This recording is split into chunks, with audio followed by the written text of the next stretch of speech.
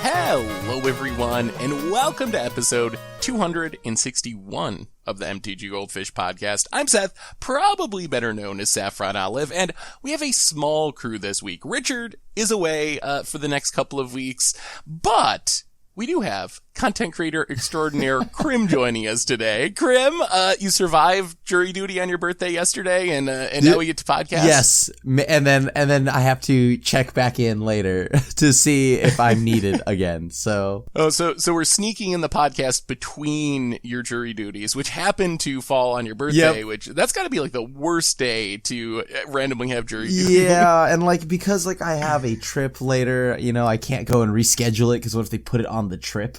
Right, and stuff like that. I'm just scared to reschedule it. And so and it was either that or do the podcast at jury duty, which I don't think they would allow. So no, they might not like that. Yeah. Turns out they may not want that. Well, I'm glad you survived for now. And today we actually kind of got a lot to talk about. We have a few different topics. We're going to start off with some unsanctioned news. There's a new pseudo unset, kind of like this unset box set that's coming out. So we got some information on that today. We're going to talk a little bit about new developments in Standard and then focus in on Pioneer, thanks to Players Tour, or Pro Tour, Mythic Championships, whatever. They're called Players Tour now. Those are starting this weekend and going for the next 2 weekends, and we get a bunch of new decks featuring Theros Beyond Death cards. So talk about Pioneer, answer your fish mail. So that is the plan for the podcast today. Before we jump in to all these topics, a reminder that our show today is brought to you by Card Conduit. And if you've ever struggled trying to sell your Magic cards, sorting them, and all the time that takes, Card Conduit's got you covered. They are the easiest way to sell Magic cards. If you're looking to avoid all those hassles and the time of selling your cards, the new service from the folks at Card Hoarder will sort, grade, and sell your Magic cards. And once your shipment is processed, you'll receive the proceeds minus their fee. And right now, you can get a 10% discount by going to cardconduit.com/goldfish. So thank you to Card Conduit for supporting this show. And with our sponsorship stuff out of the way, let's talk a little bit about Unstable. So Unstable is our latest unset. It's not a true booster unset. It's more like a box set, but we got a few cards today. The set itself releases February 29th, so we're a little over a month away from it releasing. I think that's like Leap Day or whatever, which kind of plays into the joke. Yep. Grim, have you seen these new cards from the unset? I have seen a few of them, and there are definitely some things that I love, from these unsets.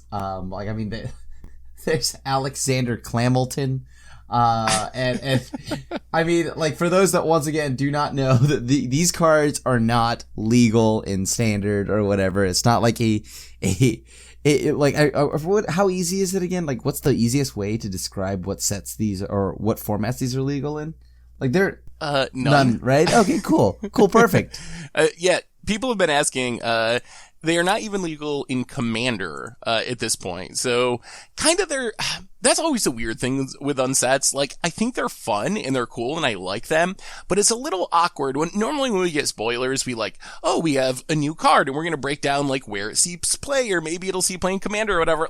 You can't really do that with unset cards because they're just not legal anywhere, but there are some cool cards. There's a Beebles Planeswalker, yep. Bob, bevy of Beebles, and it makes a sweet Beeble token, and like past unsets, it's got some really sweet basic lands, kind of these full art lands that has an interior border, sort of, which is really cool. So I think the land game is still on point, and that's always one of the big upsides of the unset. The other cool thing about this product is it's not only new unset cards, but they're reprinting some older unset cards. And you might be wondering, why do unset cards need reprinting? Some of them are semi-expensive, especially for cards that aren't legal anywhere. They're up in the $5-ish range. I don't know who wants them. Maybe you just want them in your collection. But if you're looking for some of the old cards like Johnny Combo Player and some of those type of things, those are also showing up in this set, which is sweet. Yeah. These unsets are a blast when you play with friends, the last one. You got to draft, and there were squirrel decks, and they of course added more legendary squirrels that you could play.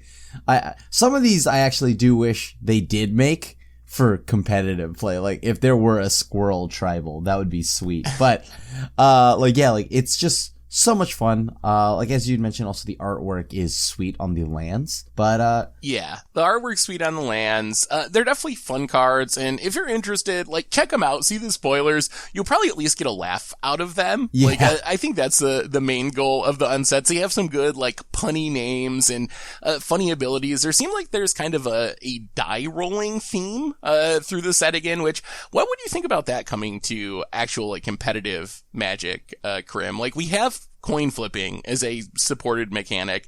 Do you think the randomness of like die rolling mechanics, is that going too far? No. And I think we're talking like about a card called Pippa, Duchess of Dice, which is 3 mana, 2 and a green to tap it, roll a 6-sided die. It becomes a green die creature token with power and toughness, each equal to its result. And then 2 and a blue, tap Duchess and reroll any die. Like I think when we have something like we have Haktos already, right? We got Haktos. We have other things that are just also kind of a little wild, right? A little bit on the random side. And, you know, I could totally see something like that eventually make its way into Magic, right? Reroll any die. I wouldn't be surprised if someday, you know, like it becomes a green die creature token with power and toughness equal to the result. I see that being possible. I see that being very possible. Like every turn on your upkeep or whatever, re-roll the die and then your creature's power is, you know, equal to its power, like the results, right? Yeah, I think that's possible too. And I think like it's maybe becoming more possible as more and more gameplay is played on Arena and digitally, because those are the type of mechanics that games like Hearthstone can implement really easily. Those like semi-random mechanics like that. In paper, like, could you make Pippa work in paper? You definitely can. Like, it's technically working in paper now, even though it's not legal, but it's a little clunky to like be constantly rolling dice. But it's so smooth and easy on something like Arena. So maybe as more stuff is played digitally, maybe we'll see more of those mechanics enter the game, because you can get away with a lot more in digital form, I think. Yeah. And like it, like for those that are unaware, there's a card called like Krark's Thumb. And like, if I read to you what that did, it would seem like a meme, right? Yeah. Yes, I actually know what this one does because I played it against the odds deck with it. Krark's Thumb is a 2-mana legendary artifact, and if you would flip a coin, instead you get to flip 2 coins and pick the result that you want out of those 2 coins. Yep, and that is a real card, not a silver bordered card, not Krark's other thumb, but like yeah, like Krark's Thumb is a real card. So that's why something like coin flip does not seem off to me. Like, that's very possible. Someday something's going to come along and break Krark's Thumb. Yeah. It's going to happen. You know, they're going to put some, like, busted coin flip card, and then there's going to be, like, legacy Krark's Thumb combo. Oh, yeah. Or, like, yeah, the beginning of your upkeep, flip a coin, and if it's, like, whatever result, and if you get that result 5 times, you win the game. Like, yeah, like, then that'll be the realest thing ever. Anyway, any other unset thoughts before we move on to actual legal Magic cards?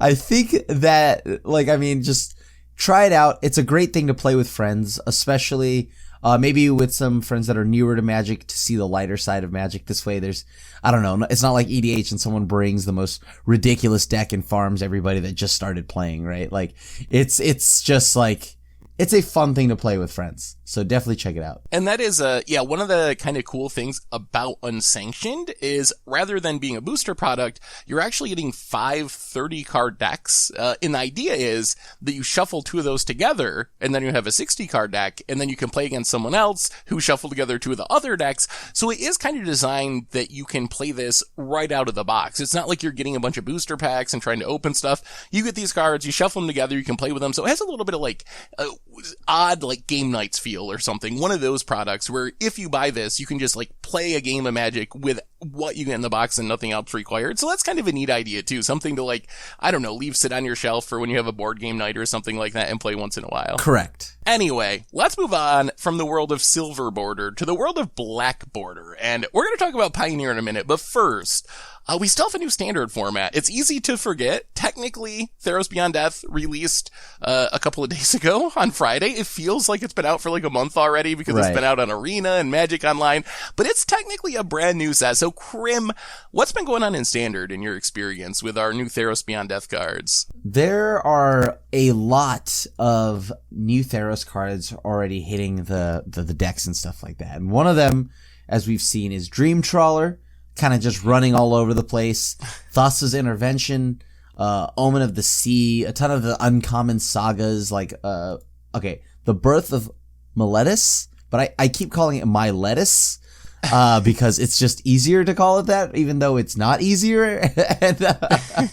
and like there's Atris, Oracle of Half-Truths, Ashiok's been running around and doing work. It seems like the Planeswalkers of this set were super underrated. Underrated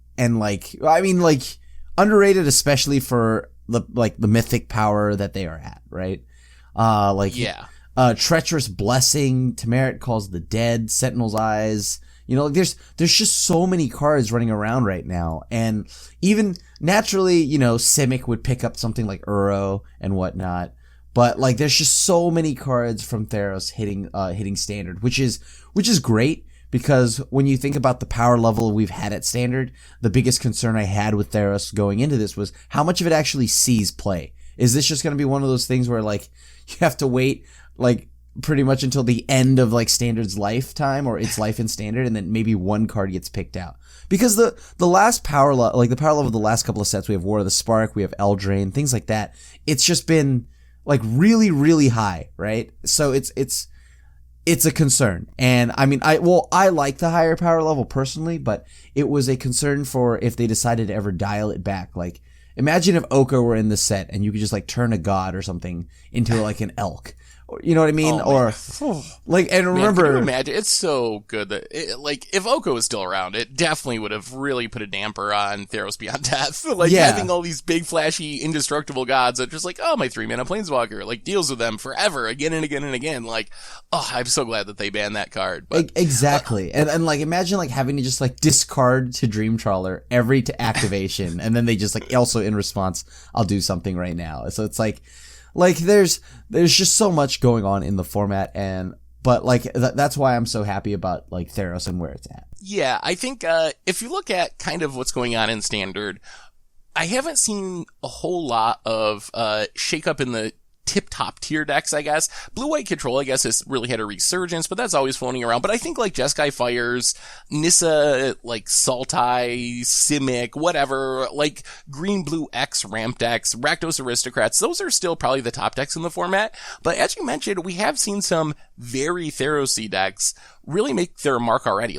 Mono Black Devotion is a thing. We've seen Mono White Heliod, life gain style decks, sort of, I don't know, White Devotion almost, without any big finishers. We've seen a resurgence in Mono Red thanks to Annex, the random uncommon demigod, which is just that card is so good. I've played against it a few times recently, and I've been amazed at how powerful that card is in a red deck, especially since not only does it give you protection from removal, but the red decks are playing Embercleave now, and Annex is, that is a scary creature to have a Embercleave on, because it gets bigger for your devotion to red, so it's a lot of one-shot kill stuff. And then we have seen some enchantment decks just starting to take off. There's some Ephemia decks running around. There's been a little bit of success with Calyx style decks, more controlling enchantment decks. So even though the decks that were good in Throne of Eldraine Standard are still good in Theros Beyond Death Standard, it's not Jeskai Fires is all of a sudden bad, or Rakdos Aristocrats. We are seeing already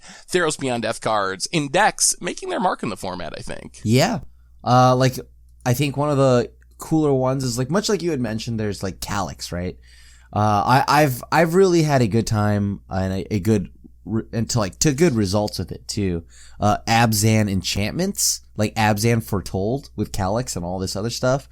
Splashing just pretty much for that. Vraska, the green that is. Splashing the green for Calyx, Vraska, and maybe Garruk and stuff like that. So, but there's also Orzhov, I guess an Orzhov Auras deck that uses Hateful Eidolon, Ephemia, Starfield Mystic, Archon of Sun's Grace. So and Treacherous Blessing and of course Elspeth Conquers Death has been making a lot of noise. I've been seeing that get played pretty much everywhere. I've been playing it in EDH. I've also been playing it in Standard.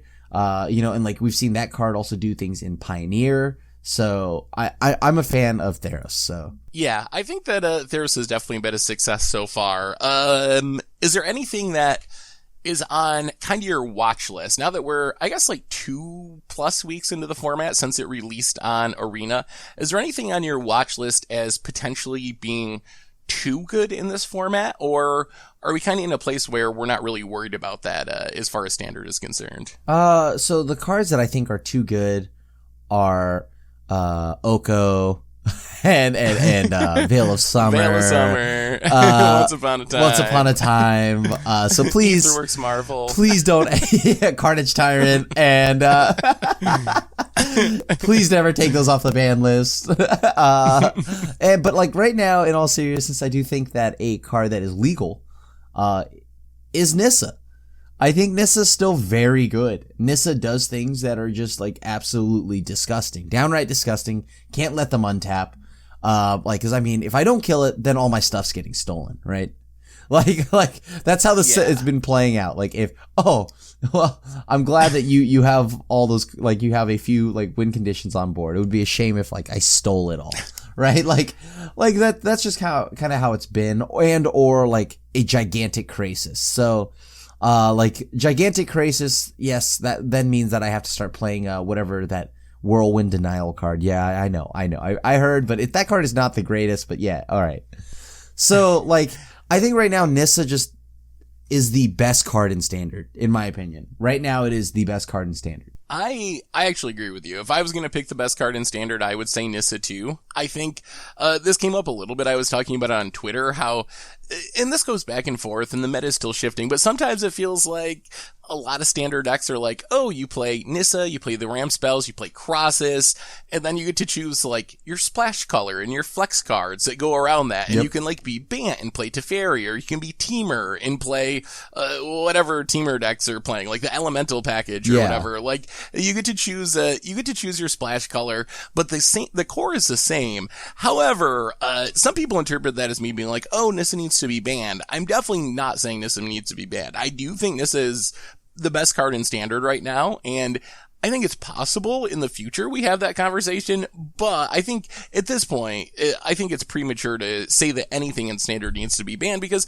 even though Nissa, I think, is the best card in Standard, you still do see a lot of different decks, and there are decks competing with it, and the set's still very new. It just released in paper on Friday, so I think very premature to think about bannings, but if you're building a deck in Standard, have a plan for Nissa, and have a plan for, like, killing it immediately, because that's the power of Nissa, is all it takes is one turn, and even though it doesn't technically win the game, that huge Crosses or that mass manipulation or Agent of Treachery or whatever, like, that really does put the game away for the most part, even though it continues for a few turns after that. So you gotta be able to deal with it immediately. Yeah, like, I mean, I don't know. I could see, like, yeah, if there's a card to get banned in Standard, it's Nissa, right? But, yeah, like you had mentioned, it's way too early. But like the thing I have noticed is like playing against the Simic deck does feel like I'm playing my Standard deck and you're playing like your modern deck. Like, if you know what I mean? It's like, that's what it feels like to me. Cause like, imagine there's also a timeline where Oko didn't get banned. Once Upon a Time didn't get banned. And all of this is with like Uro and all that's this. Like the mind blowing part is like Wizards doesn't design cards thinking they're going to have to ban them in Standard. Like, that's never the goal, I don't think. So that means at one point when they were like designing these cards, they actually were expecting Standard to have Uro and Nissa and Once Upon a Time and Oko and Gilded Goose, all those cards together. And it was just like, that was going to be a deck. Like, it's kind of mind blowing to think about how good Simic would be if they didn't have like 3 cards banned from it. Yeah. And like, it's still at the top of the food chain. Like, imagine going like, oh, cool, I guess I'll play Hero Precinct 1. Okay, cool, I'm gonna play Nissa.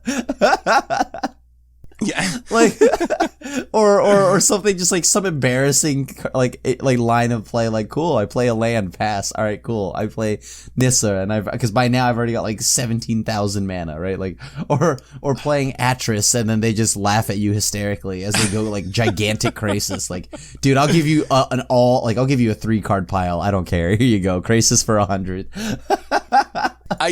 I do think that Uro has been a really big addition to those decks. Like, that's something I've noticed is it's really hard to actually run those decks out of action, in part thanks to Uro just hanging out in the graveyard. Yep.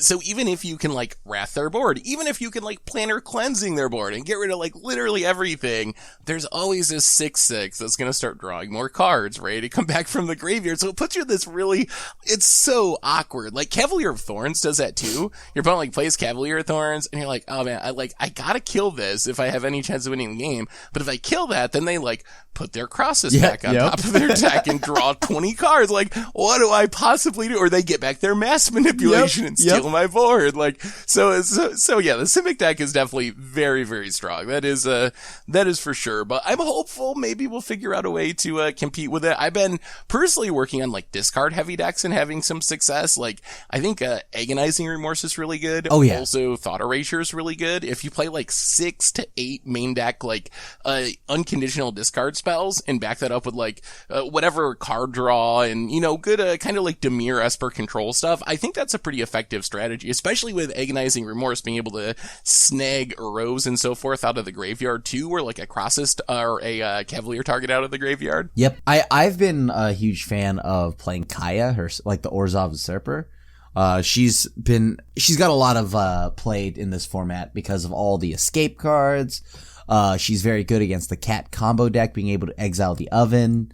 Mono black aggro, getting rid of gutter bones and things like that. Whatever, Rakdos, Aristocrats, whichever your choice. And of course, like getting rid of Woe Strider. Yeah, also, with Mono Red kind of making a comeback over the last few days, that's another matchup where Kaya is, like, pretty legit, because there's a lot of 1-drops and the life gain is reasonable. Yeah. Oh man, what a time to be alive, where I'm just like, it's what a refreshing thing to see. Mono Red is good. Like, Mono Red is back. And like, I don't know what its, like, best matchups are, but, like, the thing here is it's here. And I mean, I'm excited, because, like, that just adds another deck into the meta.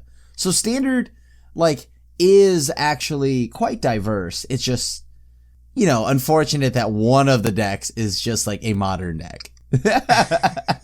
Yeah, that is true. We definitely have not reached a point like we did with Oko, where 70% of the meta is, like, playing Oko decks, and that's, like, the only deck you can play. Like, I think the Nissa decks are probably the best decks in the format, but there still are a lot of decks that are able to, if you get a good draw, if you build around it, whatever, you can compete with that. So there is still diversity in the format. So I think we're okay for now. It'll be interesting. I think there's a SCG tournament this weekend that's going to feature Standard, so we'll get our first look at kind of like big paper Standard tournaments. So we'll see what happens, because we really haven't had like high-level tournament results yet. We have some, like, scattered Moto results from leagues. We have people who, like, post their mythic list from Arena, but we don't have those paper tournaments to point to yet. So I think that'll determine a lot about the future of Standard once we start getting those lists. Agreed. Speaking of big tournaments, this weekend kicks off a couple of things. Our first Players Tour event. Players Tour is like the replacement for Mythic Championships, which were the replacement for Pro Tours. So think of it, they're PTs. PTs are back. We have a PT this weekend, and it's featuring Pioneer, which I think is the most exciting part about this. So this is a tabletop event, not an arena event, but this is our first Pro Tour level, PT level Pioneer tournament, and I'm pretty hyped for it. Crim, where are you at with these tournaments this weekend? Are you looking forward to the Players Tour Pioneer tournaments? I am through the roof right now, excited for Pioneer. I mean, I love the format itself. I think the format is perfect. It is, like, right now, it's perfect. It is the most fun format of Magic. Like, I mean, outside of, like, EDH and stuff, but, like, it is. I haven't been this pumped, for, like, you know what I mean? Like to, like, watch, just sit there and watch and see what comes out of, like, this tournament, because I love Pioneer now. And one of the things here is, like, remember when Modern was just around and everyone loved Modern? And then when it went from, like, just, like, everybody's loved format where everybody just played these brews, and then it became, like, a Pro Tour format, you know, like, that was when, like, Modern got broken, I guess, a little bit, and people, like, figured out what, like, was the absolute most disgusting thing to do. So right now, I'm excited to see what comes out of this, right? Will it be the same? Will Pioneer follow Modern's footsteps? Will there be something that we overlooked? And, like, will it just be like, hey, I don't know, 64 people show up and 64 of them are on mono black aggro, right? Like, you know what I mean? Like, we'll see if that's the case or whatnot, and see what happens, what the pros bring to the scene of Modern, and now that it is a thing that they have to do for the Pro Tour. Yeah, I think that is part of the reason I'm so hyped for this is having tournaments for like a fresh meta game when there's a standard rotation or a new set. That's exciting, but this is our first Pro Tour for a brand new format. And Pioneer, yes, it's been on Moto for a little while. There's been a couple of like smaller paper events, but we have not seen a pro level tournament for it. And we just got a new set, and a lot of the pros, if you follow them on social media, a decent amount were like, I've had to focus on standard. I haven't even really played Pioneer. This was like a month or two ago, but I'm going to be like focusing on it heavily leading up to the Players Tour events. So I have a lot of hope that we're not just going to see, 64 players or whatever. I think it's actually a couple hundred at each event or something, but everyone playing mono black aggro, or Niv to Light is another, like, one of the top decks right now, the 5-color Niv deck. I think we're going to see some different things. I'm very excited for the possibility that there maybe there is something broken lurking out there, or even the decks that people have been talking about being broken. Heliod decks. There's these new, like, Storm-style decks with Underworld Breach, Inverter combo, Inverter of Truths with Thassa's Oracle. Like, these decks are, like, just now becoming known, but it's gonna be a whole different ballgame when you have these decks being, like, tuned and played and designed by pros, because they might find something that, you know, the random 5-0 lists have missed. And so, worst case, we should get, like, close to optimal versions of some of these decks showing up over the next couple weekends. Yeah, and like that's another concern. Also, like a few friends and I talked about it, and it was about you know how they don't want 2-card combos, right? So like, is that gonna be consistent all the way through? Because then Inverter of Truth kind of is like a 2-card combo, right? I mean, so is Heliod, right, for that matter. Right. So, like, is that something to watch out for in Pioneer?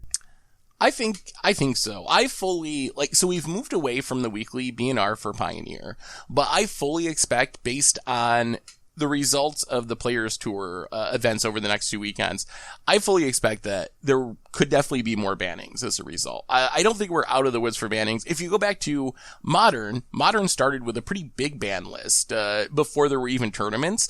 They went and did the first Pro Tour for Modern, and there was a whole bunch of bannings that came out of it with decks that were pretty like Cloudpost was legal, Blazing Shoal was legal. Those are decks that kind of like dominated or did really well at the first Pro Tour and got banned as a result. So I think this Pro Tour, Players Tour, is going to show us a lot about those decks. If we come out of it with like Inverter combo, Heliod Walking Ballista, if those decks are kind of dominating the meta and the best decks in the format after these events, I wouldn't be surprised at all if they were on the table for a banning. Yeah, like, because I mean, like, are they going to keep it consistent? Because they didn't like Cat and Saheeli, right?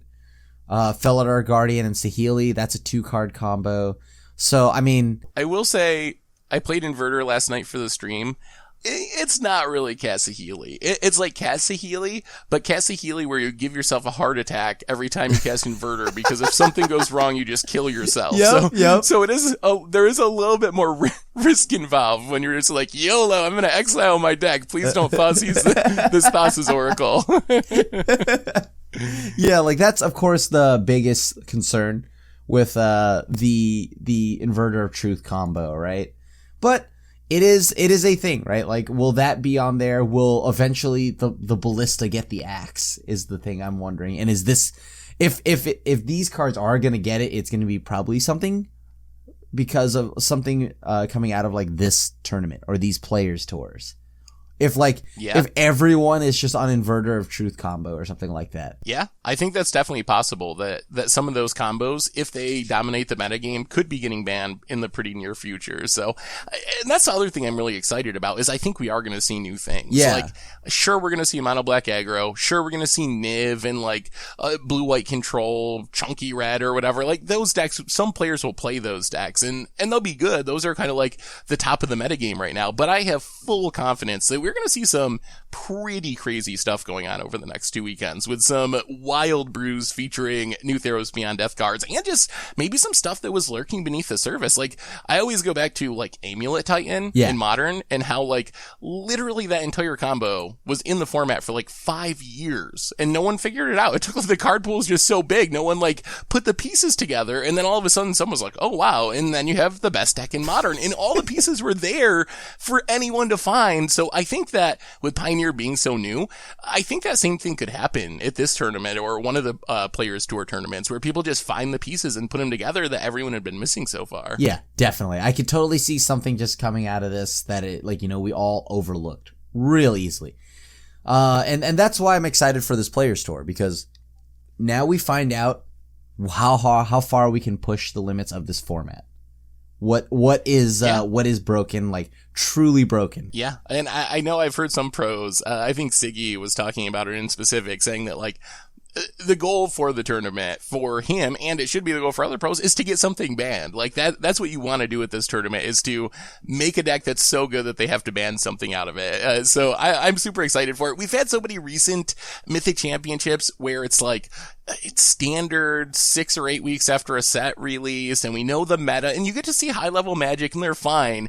But this gives me this feeling of some of the old Pro Tours when they happen right after a set release, where you have that in the back of your head, like, man, we might see something that we've never seen before. Like, there is a legit chance that someone's gonna figure out something brand new, and we're gonna see something crazy happen, which just, like, hasn't happened with the standard Pro Tours that are, you know, so far after the set release that the metagame's kind of known. It's really hard for there to be a rogue deck breakout after so many people have played so many games in the format, but that is very possible over the next 2 weekends at these events. Correct. Like, yeah, like just like you had mentioned, just there's so many events, so much coverage that I don't think that it could happen in standard, but the card pool of Pioneer definitely could make that happen, right? Like, card pool of Pioneer, I mean, I just, once again, forgotten how long it's been since RTR, so there's a lot of things that could happen. Yeah, and should point out, speaking of coverage, there is coverage of all the Players Tours events. They confirmed it yesterday, so there will be full coverage of the European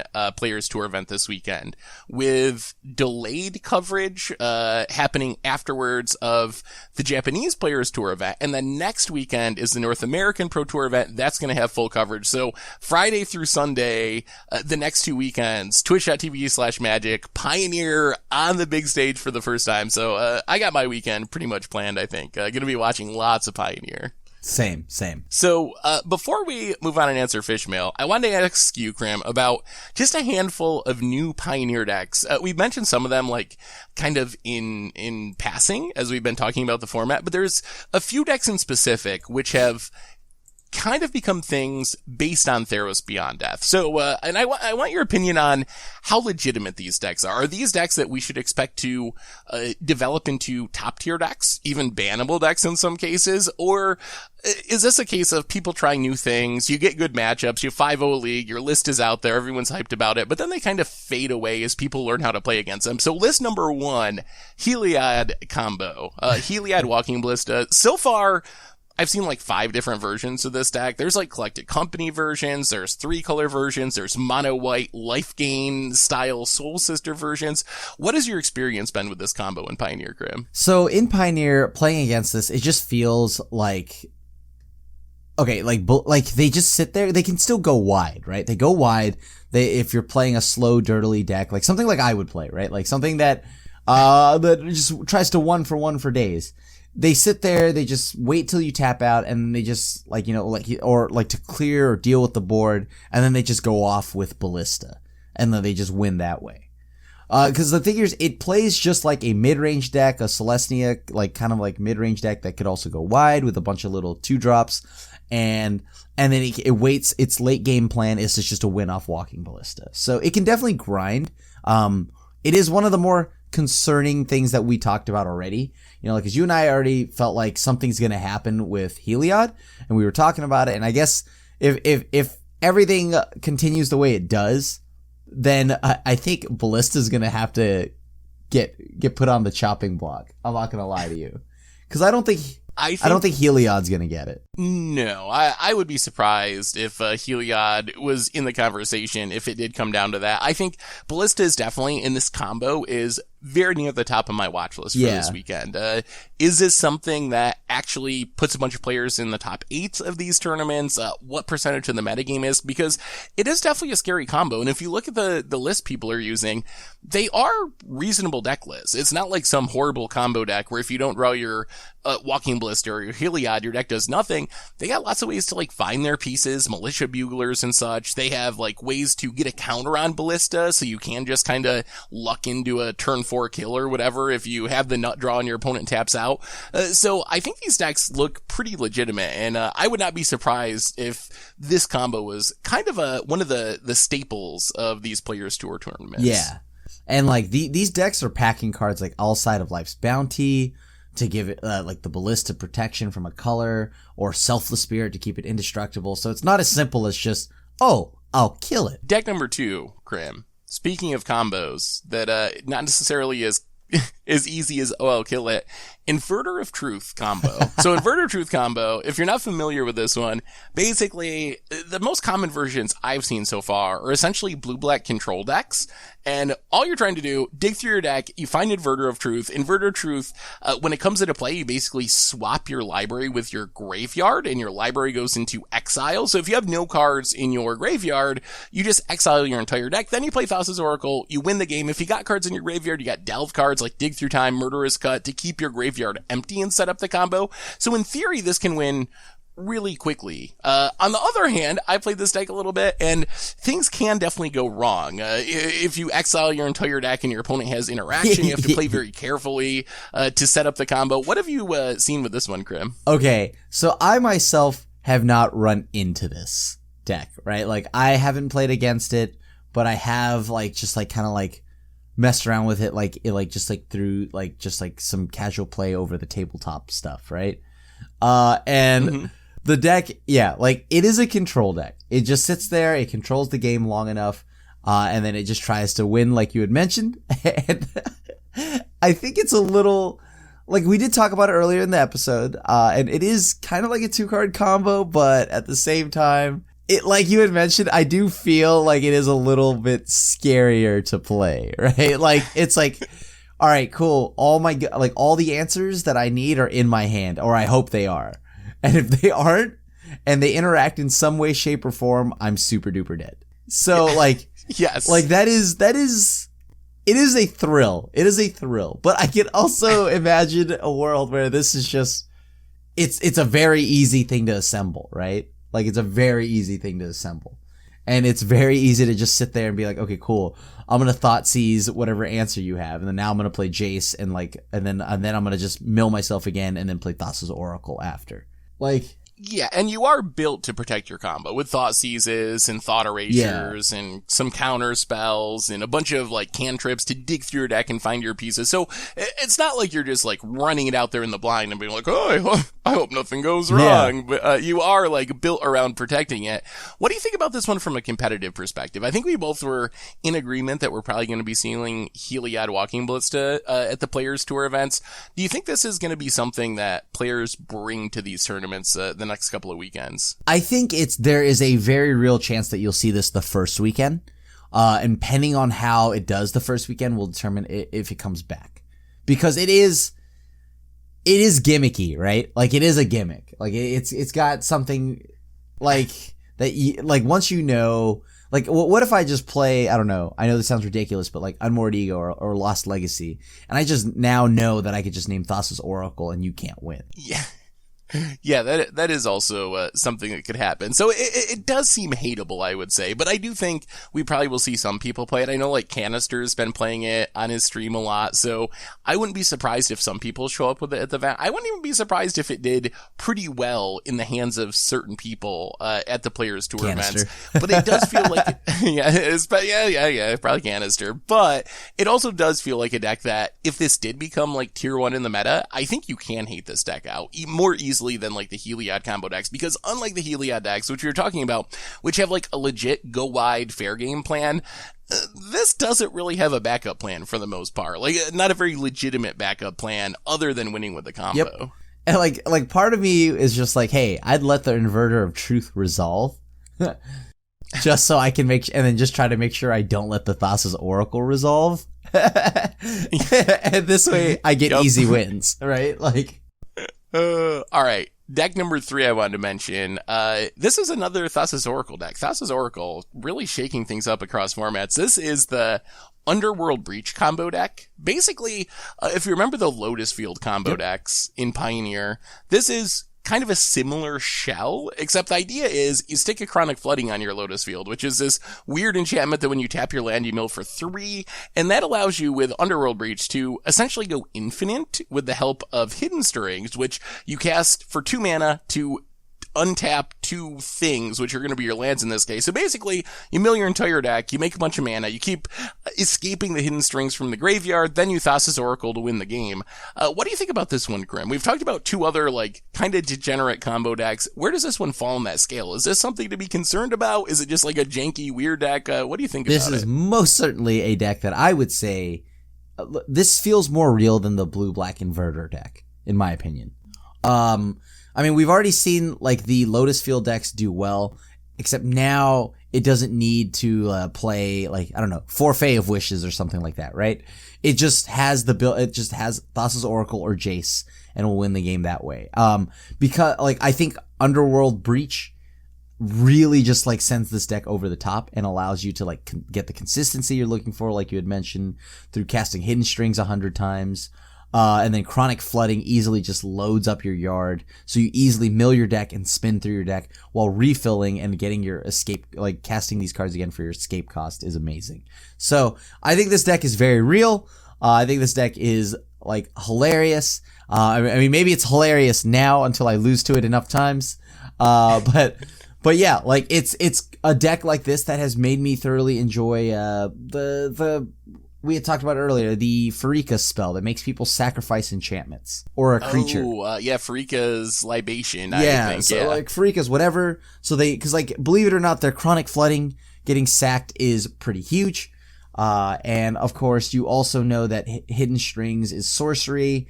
And like Underworld Breach does not let it get around the card's normal like type, right? Or whatever, sorcery or whatever. So you can respond and then try to make them sack the Underworld Breach. Yes, I think that is a good way to deal with it. Also, depending on the exact build, Graveyard Hate is very good. Graveyard Hate does shut down the main combo. I know I played against the deck a couple times yesterday, and people, especially after sideboard, have a plan for that. Like bringing in Nivs, for example, the uncounterable Niv, bringing in other ways of winning that don't care about the graveyard. So in game 1, the deck is pretty much all in on the graveyard, but then it does have plans in game 2 or game 3. I actually think this might be the deck that might be the scariest, I think, going into these Players Tour. If there's one deck that I could see just being literally broken and like absolutely dominating the metagame, I think I would pick this one over Heliod or Inverter of Truce, because Lotus Field, because it's a land, it dodges so much of the normal interaction. Against Heliod, against Inverter, Thoughtseize, counter spells, those cards are great. Lotus Field, as a land, gets around all of that. So if there's one deck that just could break the metagame at these Players Tours, I think this would be the one that I would pick. This is definitely the deck that I would pick to also break the meta. Like this deck is very powerful, and it's very, like, you know, consistent. So, like, if you're lucky, maybe they don't get a Lotus Field early because they don't play, like, the old versions before played, like, Sylvan Scrying to find the land, right? And Thespian Stage and stuff like that. So, but, like, this one doesn't play that. So, you may get lucky, and if they don't have the Lotus Field early, you can, like, maybe Unmoored Ego or like, disrupt them enough. And, like, I've been seeing things like, you know, like, yeah, like you'd mentioned, Graveyard Hate, or maybe even like Hushbringer to like stop this. And like Camball is great against this deck. Ooh, yes. Damping Sphere is great. Camball's great. Shutting down Thassa's Oracle into the battlefield. That one is also great. So there are some ways to hate on it. It'll be interesting to see if the pros are expecting this deck to be a big enough a part of the metagame that they actually pack hate cards for it, because you can hate it out. The hard thing is the hate cards for this deck are mostly hate cards that are not great in other matchups. So if you commit a lot of your sideboard to beating this deck, you can beat it, but then you're going to be like giving up points in other matchups, I think. sometimes that may just be the line you have to take if this deck gets popular enough. All right, one more deck, and then we're going to move on to Fishmail. And I think this is one that you mentioned maybe you had been interested in or playing, Crim, which is kind of the Doom Foretold Starfield of Nyx, Saga, Treacherous Blessing, grind them out, like enchantment control deck. This is a deck that had been around before Theros Beyond Death, but really Theros Beyond Death adding the Birth of Meletis, adding Treacherous Blessing, some other new pieces, has really given this deck, I think, some new life and new interest in the format. What do you think about the Doom Foretold deck? I love Doom Foretold right now in Pioneer. These decks are hilariously fun. They're just a blast, and it's tap out control. It's a lot of fun. I mean, I threw in a few Ashiok's Erasures for fun, but like, I like there's the black-white variant, so you have the Orzhov version, then you have the blue, like the version that adds blue for like Teferi, Dance of the Manse, Supreme Verdict, then you get Omen of the Sea, Oath of Jace, you get Search for Escanta, so it's your choice, you could play that, or you just play the straight-up Orzhov version, and these decks can grind very well. Talking about making your opponent sacrifice their enchantments, you can definitely do that with like Doom Foretold, and then just out of nowhere, just win with Starfield of Nyx. Yeah, and the Starfield of Nyx grind is pretty sweet as well. Just getting back your sagas, getting back stuff that you sacked to Doom Foretold. The late game inevitability of these decks is pretty absurd. Like, I've played them in the past before Theros Beyond Death, and the problem I always ran into is they can be slow. If your opponent plays a fast deck, you don't hit your Wrath on time, you can just get run over before your engine gets going. But I think the Birth of Meletis goes a long way towards fixing that, because that's just such an insane roadblock against aggro, and it works with the theme of the deck, and you can get it back. So, this deck, is this something that you're expecting to show up at the Players Tour, Crim? Or is this more like, Seth and Crim like making content with it, but it's not really competitive? Or is this like a Players Tour level deck? I think this is definitely a Players Tour level of deck. I mean, you have something for like an aggro deck, right? And like, what's the most, like, I guess like the most aggressive deck I would say is probably mono black. And you have mono black, maybe mono red. Like you had mentioned, everything in mono black is a 2-power creature. Birth of Meletis like allows you to have an 0/4 that blocks, at least until you can get your board wipe off. And I mean, the only thing you have to watch out for are like Mutavault. So like it has a real game plan against like the aggro decks, whatever, the red mid-range deck, which isn't good enough to grind into the, I would say Chonky Red it's like a good deck, but it's not mid-rangey enough to outgrind this deck. You know what I mean? So like, if you have something like this, I think you're good against mono red, mono black. Maybe the only thing that you need to watch out for is like the big mono green ramp decks, but that's just because you're a mid-range deck at the end of the day, right? And they're just gonna easily ramp past you, you do nothing, and then they're gonna play Ulamog. Yeah, that's Ulamog is definitely something that's brutal. That might be a tough matchup. But you're right, you do have a lot of good stuff for aggro, and you can grind very well, I think, with a lot of the control decks. So if you dodge the ramp deck, I think this deck has a lot of power, and I think I would rank it below the other combo decks we have been talking about in terms of how many I think are going to show up at the Players Tour. But I do think that at least some players will probably bring some version of the Doom Foretold Starfield Nyx to the event. And I mean, like, if you could play Thoughtseize, it's probably at least a decent deck. Yeah, that goes a long ways in the Pioneer format. So anyway, that is Pioneer stuff.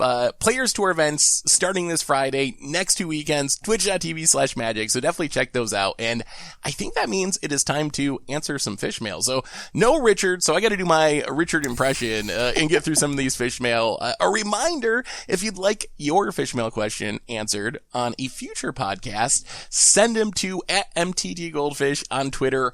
Hashtag them MTDFishmail so we can find them, and we'd love to answer your questions. So first up this week from Captain Wow26, is there a way to purchase cards that have been signed by pro players or by artists? I looked around at many sites, no one seems to sell them. Thoughts? Crim, is there a way to actually do this? I know you can get your cards signed like at a Magic Fest by most players will be happy to sign your cards. I know I am and you are. I think most players are. Artists will be there to sign things. Is there a way to buy those cards though without going to events? I think the best way that I've been able to do it is just like forums and or like Facebook groups or like, you know what I mean? Like just like whatever groups you might have, but like I don't think there's like an official way, right? Like I don't know, signprocards.com. Like I don't think like that exists, right? Maybe like some websites will sell them, like, but like they list them at like a lower price, like a heavily played or damaged or something like that. Yeah, I think I have seen them show up as like heavily played cards on sites, but I haven't seen like an actual site dedicated to them. I know something else to consider is if there's certain people that you want signed cards of, maybe reach out to them. Like I know I have a PO box. I'm more than happy to sign cards for people. So if you just send me the card that you want signed in a self-addressed stamp envelope, I'll sign it and send it back to you. And I'm sure there's some other people out there that will do something similar if you ask them. So if there's specific pros or artists that you want, it might be worth sending them a message or an email or something and asking them the best way to do it. Yeah, like definitely reaching out to the person personally is probably the best way. Next question from Rainin Dark Rider. Which card is better in standard Boros control shell? Haktos, Elspeth, or Elspeth Conquers Death? Wow. A Boros control shell. Geez. I would probably say I like Elspeth Conquers Death because, I mean, I'm always the person that would rather have the answer than ask the questions when it comes to playing Magic, right? So Elspeth Conquers Death exiles a lot of the problematic permanents now. It even hits the 3-mana Planeswalkers, it hits all the gods, and it exiles them, so you're done with it. And then it also, like, with how popular blue-white is and control decks, the second chapter where their non-creature spells cost 2 more is a real cost. And then the third mode, you get around counter spells because, well, you just bring it back and something back and put it into play. So I like that personally more than having another Haktos or an Elspeth. Yeah. I think that from Theros Beyond Death cards, Haktos is maybe one of the cards that has been most disappointing to me after thinking that it could be very strong. It hasn't actually been that impressive in my opinion. On the other hand, Elspeth Conquers Death has been even better than I imagined. I think the card was maybe a little underrated during spoiler season, and Elspeth is just very good, but I would cross Haktos off that list for sure. I think Elspeth is a good control card. Boros might be a little awkward because it's not the best graveyard stocking color compared to some other shells. I mean, you don't have like cheap cantrips and stuff or that much self-mill. But yeah, I would lean towards Elspeth Conquers Death as well, I think. Next question from NY Grin Mattis. I remember playing Two-Headed Giant on Magic Duels, both on PC and an iPhone without having any issues. So why wouldn't Arena be able to handle multiplayer Brawl? Because I believe Duels... Now correct me if I'm wrong. I only played for like maybe 5 minutes when it because I bought it for the promos. That was Duels, right? Like it had a Garrick, a Liliana. Yes, okay, that was Duels. Okay, like that was not the most real form of Magic, though. I don't remember what the board state was, like if there was a maximum board state size, but like I think that would be the biggest thing. And like with Brawl, there's so many things going on, like you can go insanely wide, and I just can't imagine a mobile interface being able to handle something like 100 soldier tokens. I don't know, or like a game where I don't know, like Rich and I got paired against each other and we played, and like there's like the what's the green white aura legendary creature where you create a 1/1 every time you enchant something. Oh, Sinoa, something like that. Saya? Yeah, Senia, like something like that. I'm sure I'm saying it wrong. Like, yeah, we had this crazy wide board and like a bunch of enchantments on one creature, right? I can't imagine a mobile interface efficiently displaying any of that. Yeah, I think, could they make Arena support multiplayer? I'm sure you technically could. but I don't think it would be very enjoyable for the reasons that Crim are describing. And I think that they want Arena to be like a sharp, quick game. And they don't want like, oh, sure, we can add Brawl to it, but you're going to have to, I don't know, like scroll through a bunch of screens on your phone to attack and stuff. So I think it's easier to just not have to deal with that because of the reasons Crim was talking about, just not being able to really support it. I do think, though, with the focus on Commander and stuff, I think that, and also the focus on building more and more Magic games, I would not be surprised if there's like a multiplayer specific game that comes out at some point in the future. We keep seeing more and more Magic games.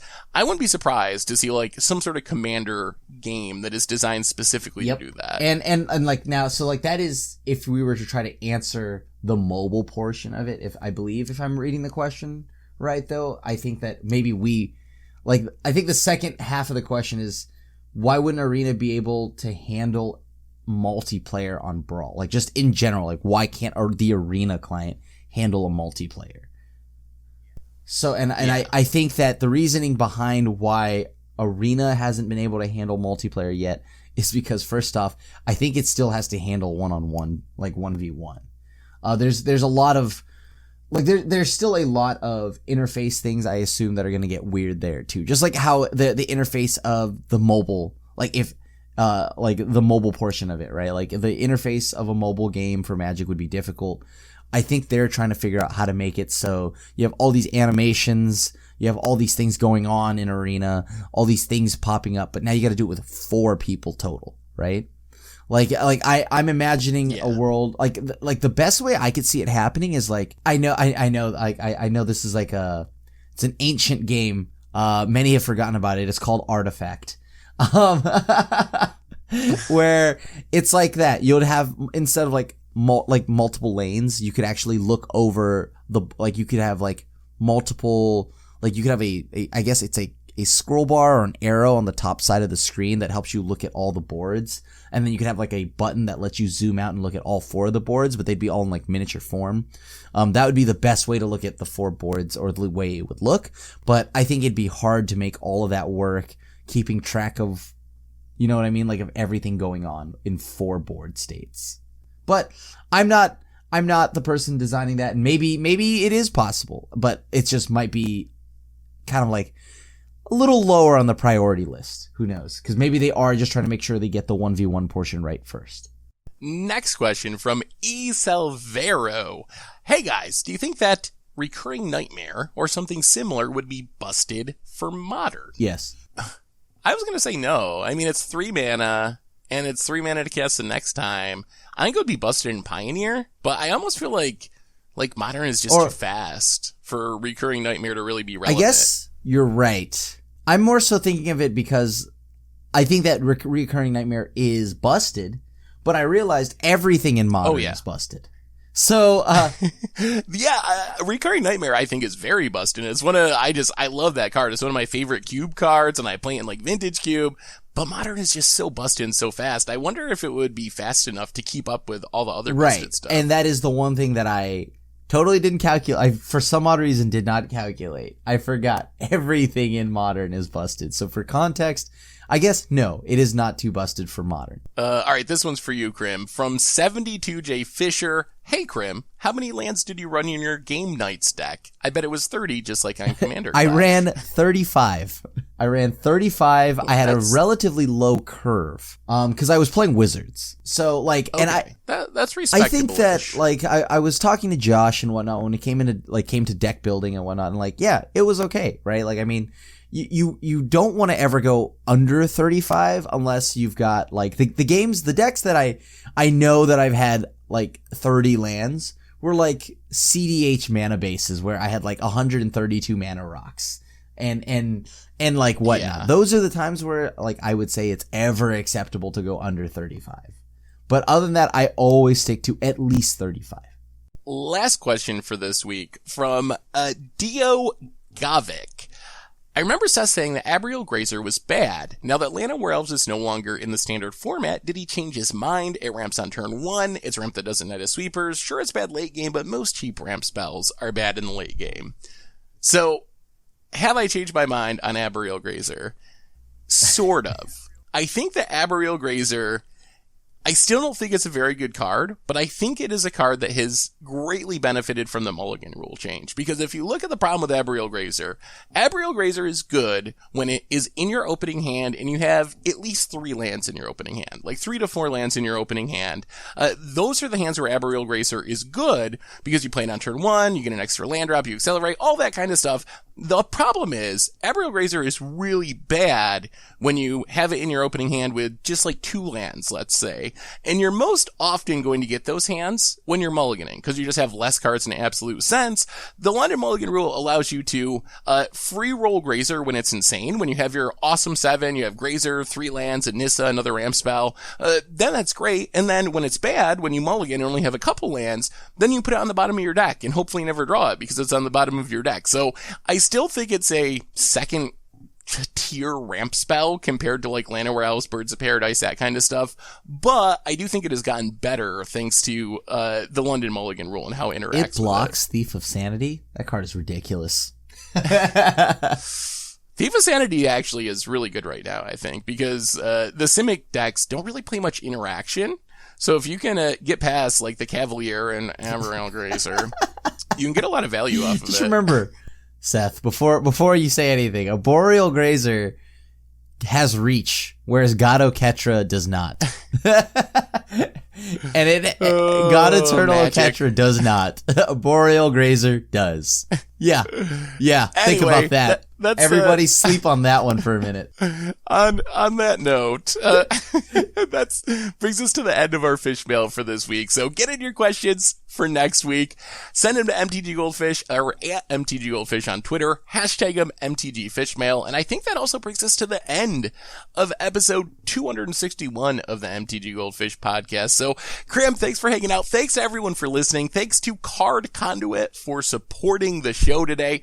And yeah, we'll be back next week to talk about Players Tour results, our first big Pioneer tournaments, and anything else that goes on in the world of Magic. So until then, this is the crew signing out.